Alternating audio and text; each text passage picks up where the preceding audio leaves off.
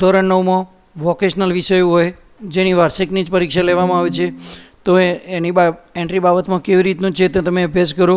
All exam નામના પત્રકમાં આ annual exam નામનું પત્રક ઓપન કર્યું, તમે અહીંયા જોઈ શકો છો. બાકીના બધા વિષયની એન્ટ્રી કરી તો ખાસ ધ્યાન રાખવું. અહીંયા ખાસ આપણે સુવિધા મૂકેલી છે, ઉપર તમે જોઈ શકો છો બ્યુટી એન્ડ વેલનેસ, અને કેટલાક બાળકોએ પ્લમ્બર રાખ્યું છે. અને જરૂર પડે તો અહીંયા ચિત્ર પણ હોઈ શકે છે સાથે. તો કોઈક વખત એવું પણ બને તો હવે ત્યાં તો 50 ગુણની થિયરી અને 30 ગુણની ઉપર લખેલું છે પ્રેક્ટિકલ, તો ત્યાં 50 ગુણનું પ્રેક્ટિકલ છે, તો 40ની જગ્યાએ તમે 50 કરી શકો છો. થિયરી 30 ગુણની છે તો આ માર્કું બદલી શકો છો કોઈક વખત એવું. અને તમે માર્ક્સ એન્ટ્રી કરો છો, કોમ્પ્યુટર માર્ક્સ એન્ટ્રી યાદ રાખશે.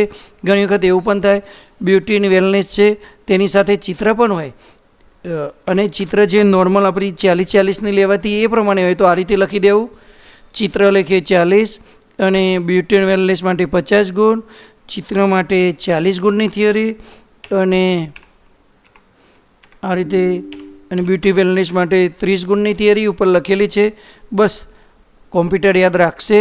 કોમ્પ્યુટરની તો બંનેના ભેગા થઈને 80 ગુણ જ કરવાના છે. 40 + 40 બરાબર પણ 80, અને યાદ રાખો 50 + 30 પણ 80.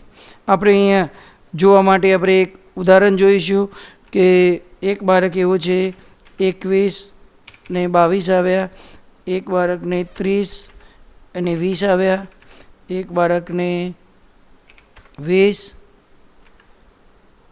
25 અને 30 આવ્યા. તો છેલ્લે તો ટોટલ જ થવાનું છે.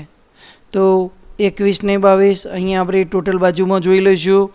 તો અહીંયા તમે જુઓ આવી ગયા 21 અને 22, અને એ પ્રમાણે એ બંનેનું ટોટલ થશે આ 30 અને 20. ટૂંકમાં 80 ગુણનું જ ટોટલ થવાનું છે. 40-40 હોય તો પણ, અને 50 અને 30 હોય તો પણ, અને એ પ્રમાણે જ એની ગણતરી થશે.